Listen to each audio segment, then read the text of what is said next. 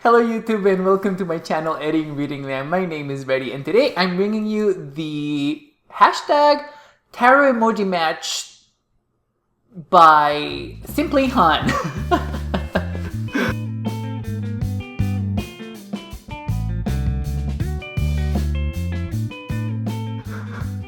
Okay, guys, so to get started, I just wanted to point out that this is a really cool tag, and I wanted to just participate and give my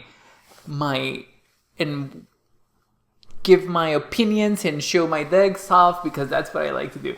And but before I do that, I just want to say that Simply Han has amazing tech skills and she has really cool thumbnails on her channel. I'm gonna obviously link her down below so that you guys can see, but pay attention to her thumbnails because they're really good, like really good. I love the thumbnails that my husband makes for me, but those ones are also very special. Also, the first video that I saw for this tag was by Libby from Crescent Moon Tarot. So I'll also link their video down below. They did an amazing job as well with the tag. I just love watching their videos. They have a moody blues sort of feel to them, and I really like them, really enjoy them. So before this gets to be a really long and even chattier tag, let's just get started with the first prompt. So the first prompt is actually the artist paint palette emoji.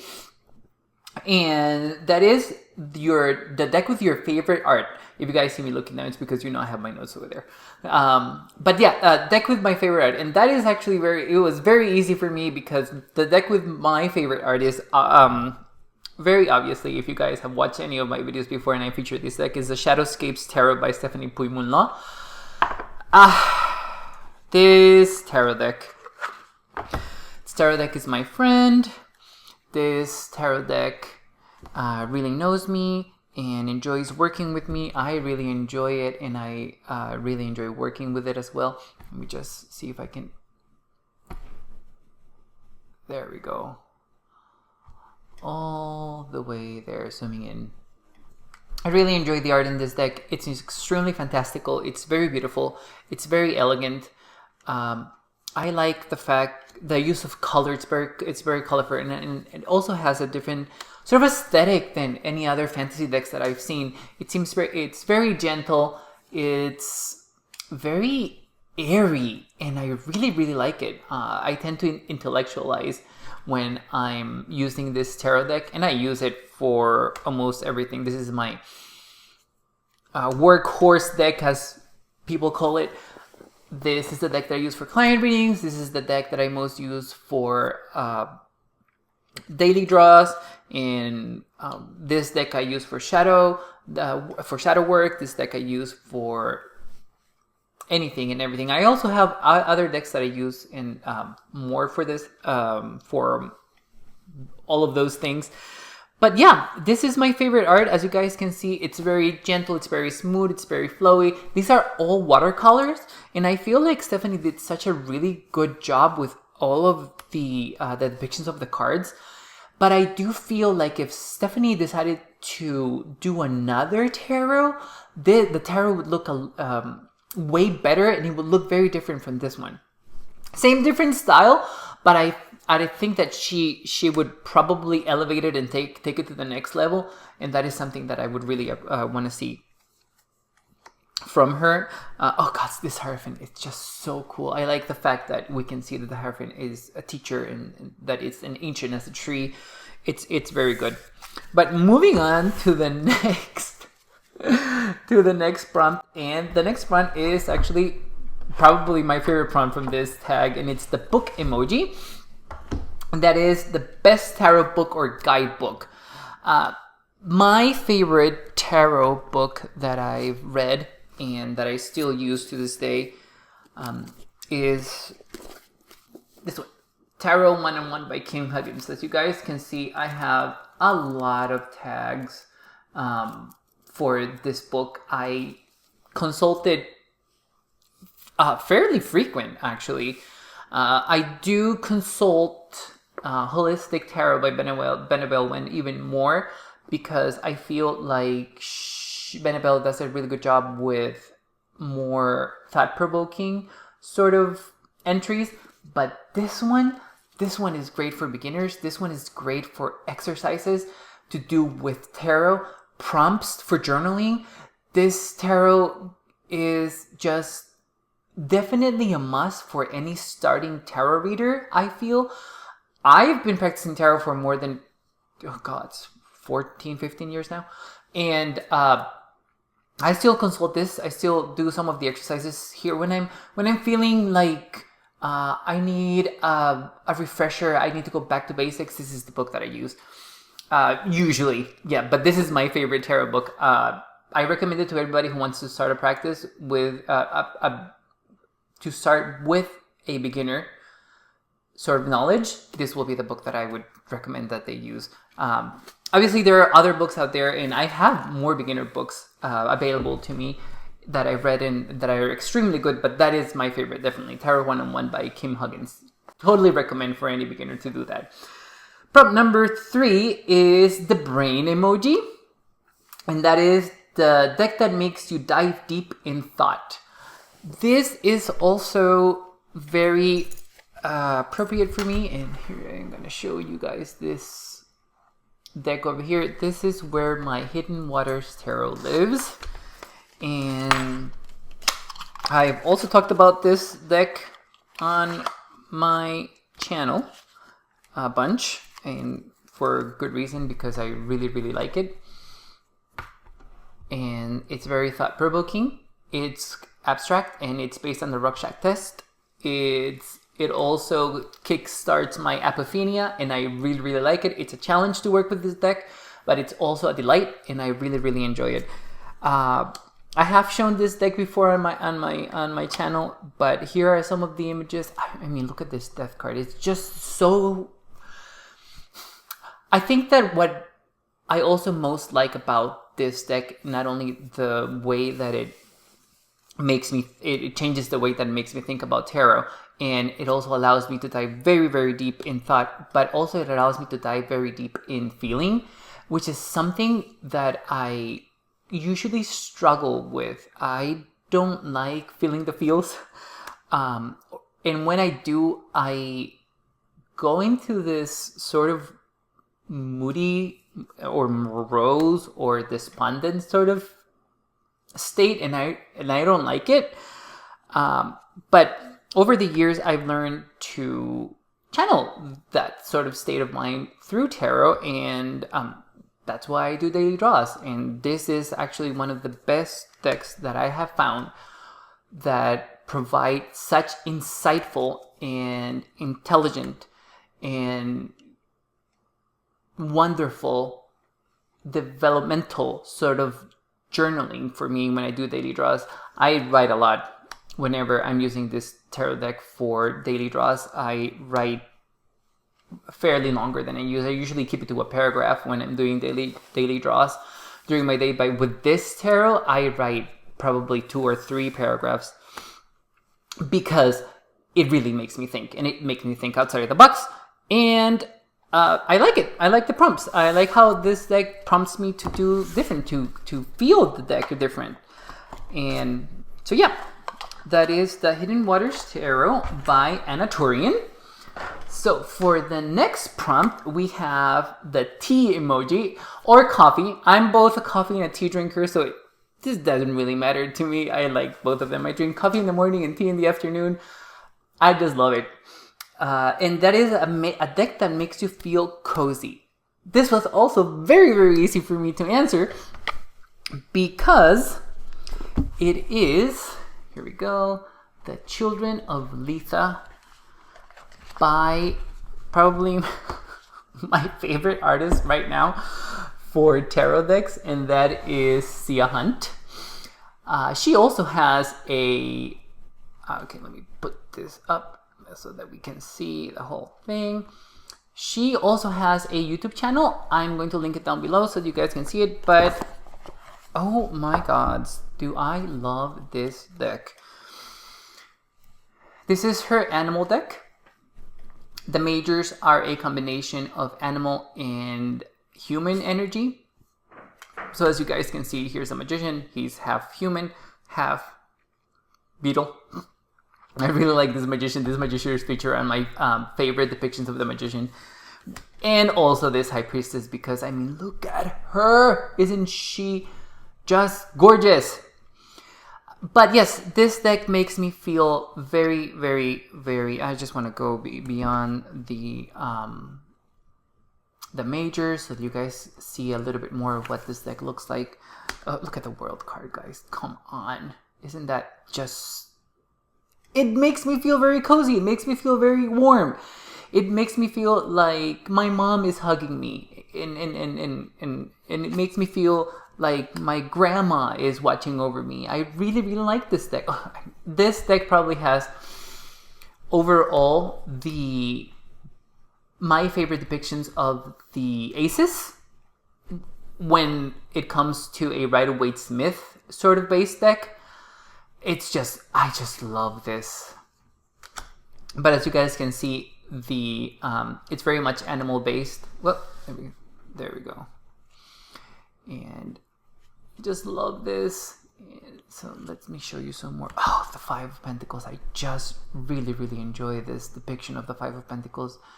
It really does make you feel vulnerable. But also in a very strange way, this very cold, snowy, and wintry scene makes me feel cozy, makes me like I want to go and hug that deer and help her. It just brings a lot of warm and fuzzy feelings for me, this deck. And every time I use it, it's the same thing. I mean, look at that donkey. Come on, who has a donkey in a tarot deck and manages to make it so beautiful, and obviously manages to make it sense with the card as well. So yeah, right now, Sia Hunt can't do no wrong with me, and I am very biased towards her art because I really, really like it. I am waiting for the Children of Astera, which is, by the way, based on plants and plant life.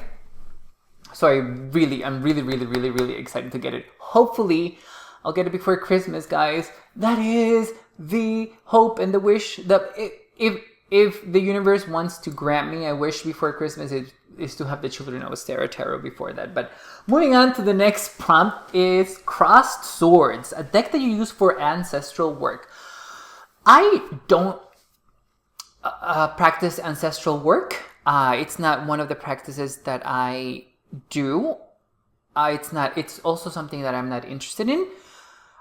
If I were to do ancestral work, it would probably, actually not probably, it would definitely be the White Newman Tarot by Alba Ballesta Gonzalez.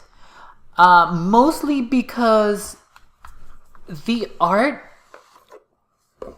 somehow makes me think of a past period of time, and also it makes me think of, oh, let me just shuffle this for you guys so that we can see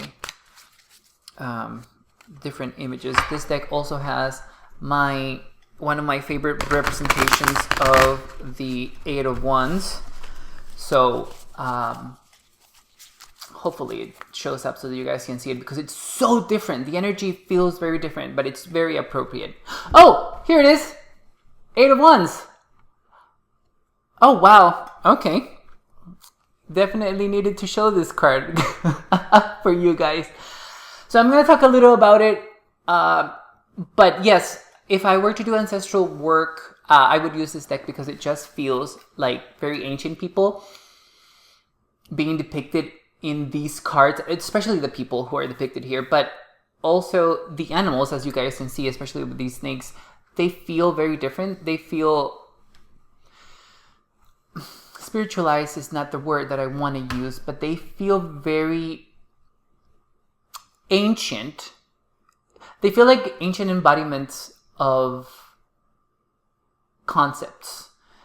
And so, for example, with this Eight of Wands, which is, probably my favorite Eight of Wands ever, I like the fact that we have a bunch of coiling snakes together, and I like the chaotic energy, the spiraling energy that this Eight of Wands conveys. and the spirals, actually spiraling energy it's very ancient energy as well. So that's probably very appropriate as well for ancestral work. I don't know. I'm just assuming. But yes, so, oh, see, this deck also feels very old in the sense that it's set in an older time period, set in a time where people didn't have technology, or not as much technology as we have now, and maybe people were practicing magic in a very different way. They were manipulating energy different. They seem to be part of an ancient civilization. All of this deck seems to be part of a civilization that could have been us. I'm thinking maybe Babylonian or Mesopotamian, or maybe even Aztec or Mayan. Alba is Latinx, so I'm gonna say probably Aztec or Mayan, but it does feel very like that. It feels like ancient civilization to me. So if I were to use any deck for ancestral readings, it would be this one. It's just so crazy that I got this 8 of Wands when I was talking about it. It conveys the energy of the 8 of Wands in a very different way, in a very chaotic sort of way that makes sense to me. Especially because of the red background and the white in the snakes. It just hits places in the 8 of Wands that I didn't know I needed, and it does it with this one. Okay, so that was the White Numen Tarot by Alba Ballesta Gonzalez. And moving on to the other one. Oh, it's the crystal emoji. So this is the tarot with the best or your favorite gilding. That was also very easy for me to... oops, there we go. It was very easy for me to choose because it's definitely a porcelain tarot. This is version number 2. There is obviously there's a previous version that I don't have, but it looks exactly the same. Just they changed the backs and they changed the gilding. So for this one, actually, let me show you guys, because it's gonna be really cool.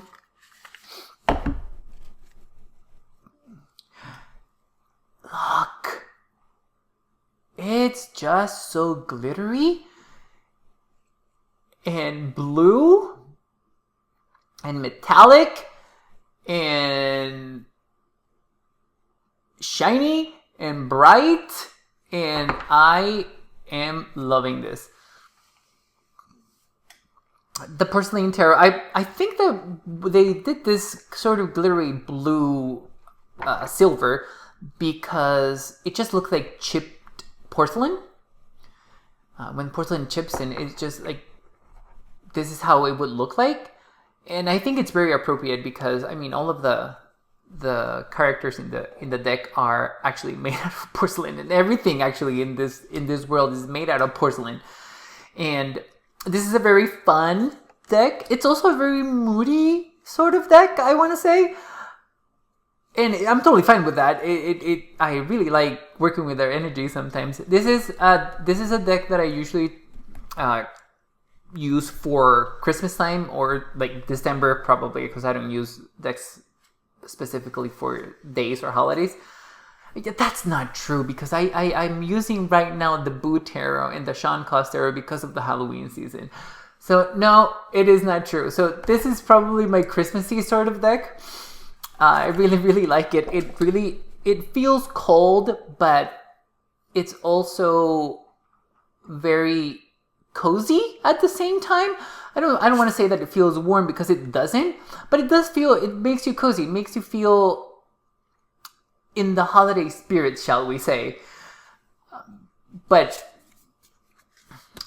I really like it. I really like the little porcelain people. Oh, if hopefully we get to see the Tower card, because it's hilarious.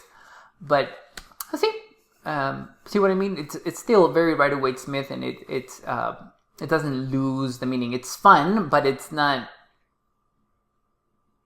It doesn't lose that darkness, that the Rider-Waite-Smith has, and I really appreciate it for that. But yeah, going back to the gilding.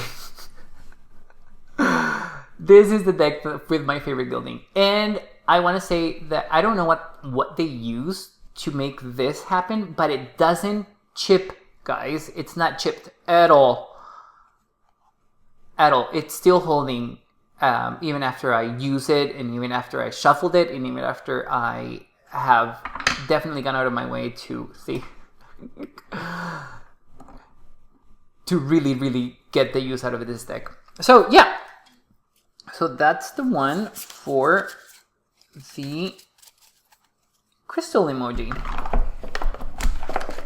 And now moving on, for the next one is the island emoji. And that is a deck that you would bring to a deserted island. Well, to be perfectly honest, it would probably be the Shadowscapes Tarot.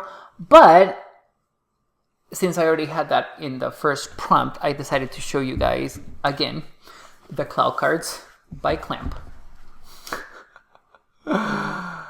Because I feel that the only reason why I would be stuck in a deserted island, in a deserted island, would be because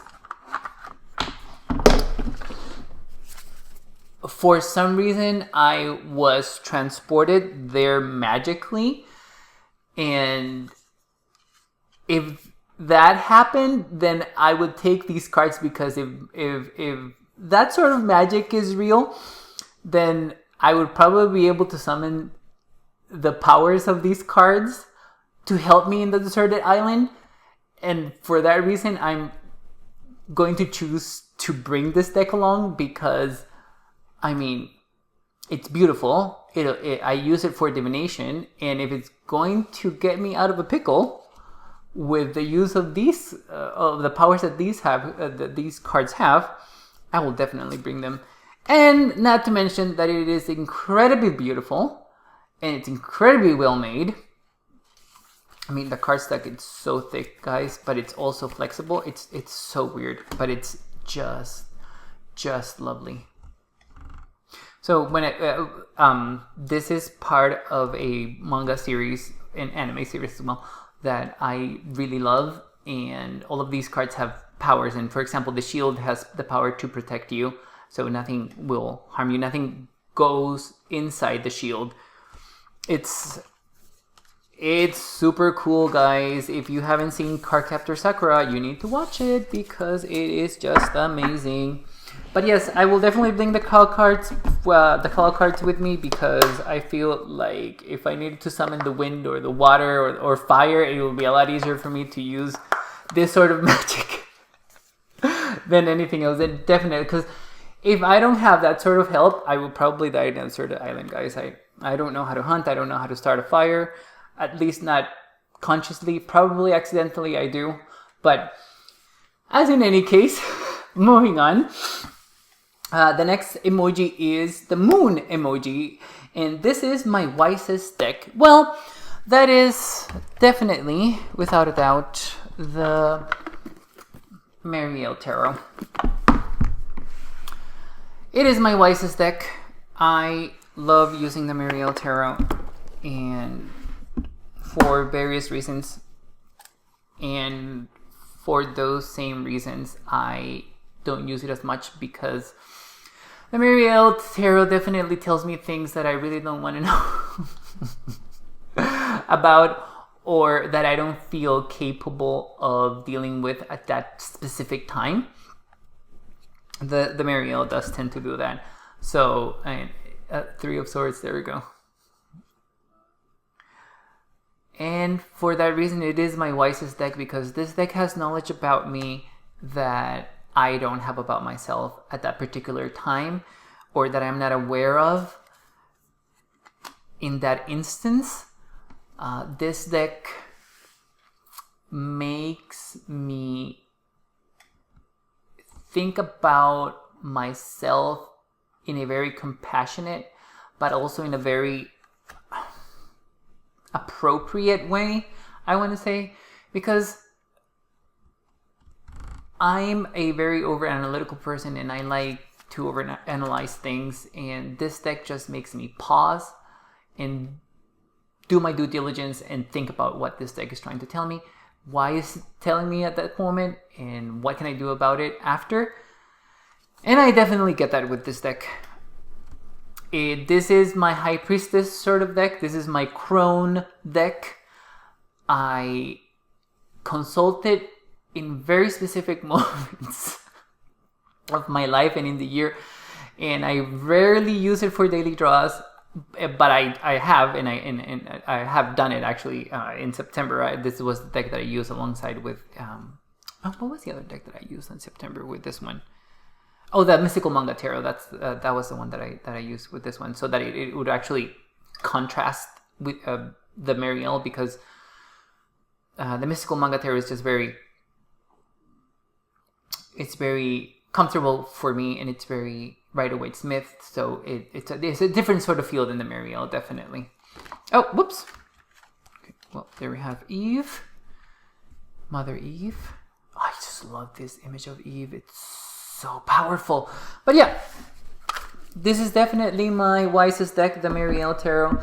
Marie White did an excellent job with these paintings. I wish I had the original Sun and Moon, because the Marielle Tarot has my favorite Sun and Moon cards ever in decks. Spoiler for my depictions of my favorite depictions of cards for future videos, guys. But okay, moving on. The plane emoji deck that you use when traveling. So actually, whenever I'm traveling, and I travel very seldom, guys, I basically travel to California to go see my mom, whom I love, and the only reason why I travel is because I love her.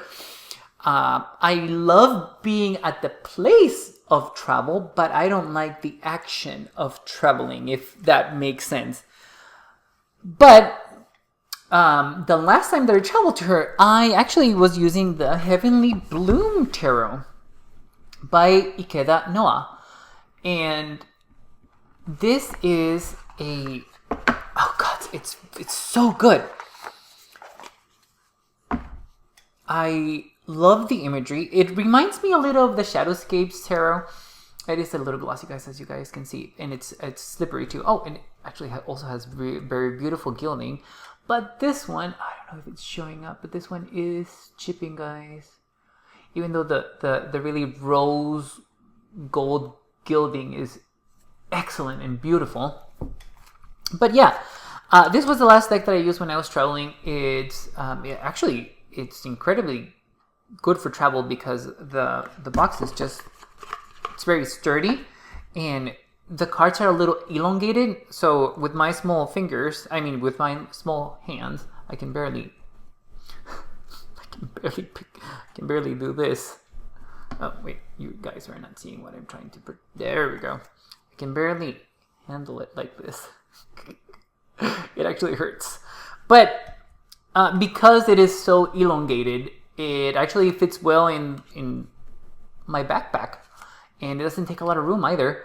I know that probably people prefer mini decks, and I should prefer mini decks because I have small hands, but I don't for some reason. Oh, I think that the reason is because I have very poor eyesight, and if I take off my glasses, I'm basically, it's like watching feedback on a television. It's extremely blurry, like yeah, no.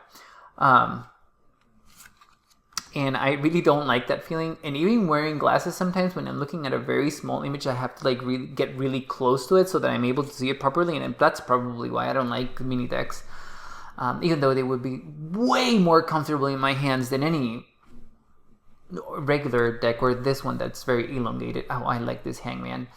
And yeah, it's probably because he's extremely hot. But oh, see, that's one of the things about this tarot. The characters, even though they're very diverse, we have Asian characters, we have white, we have brown, black characters, we have characters with disabilities as well, and older ones as well. All the people seem to be extremely beautiful, to the point where sometimes it's a little it's what's the word that I'm looking for? It's a little, not depressing, but you know, I would love to see, because this is a fantasy deck, so I would have loved to see something that's more distorted or more, a little bit different than just beautiful people. See, I mean, she's gorgeous, don't get me wrong, this Queen of Cups is just beautiful, but you know, some variety would be good. Oh, it's also very queer, which I really like. Oh, there is one of the queer cards here. We actually have trans characters here, and I really enjoy. There are a lot of characters as well that are very androgynous, and I really enjoy that with this tarot. It's just, we need to see more of that, guys. We need to see more of that. We need to see more of that. But yeah, this is the Heavenly Bloom Tarot by Ikeda Noah. And that was the last tarot deck that I actually took with me traveling. And the last prompt is the ribbon emoji. And that is the last deck that I was gifted. And it was actually the Deviant Moon Tarot by Patrick Valenza. I was gifted this along with the very impressive hardcover book that Patrick wrote for this tarot by my wonderful husband, who is very gracious, and probably his love language is gift giving, and I have to be very careful saying out loud things that I want, because he'll go and get them for me, and sometimes I'm just saying something that I want, but I don't really want it. And I didn't mean to sound like one of the Spice Girls there, but yeah, this was the tarot that he gave me for my birthday. I was extremely thankful that I got it, because I was apprehensive about getting this deck the first time, because it is very, and I'm sorry for the word that I'm going to use, but it is very grotesque for me. But I don't think that I use that word to be offensive. I think that actually empowers this deck, because there is no deck like this one. I have not experienced a deck this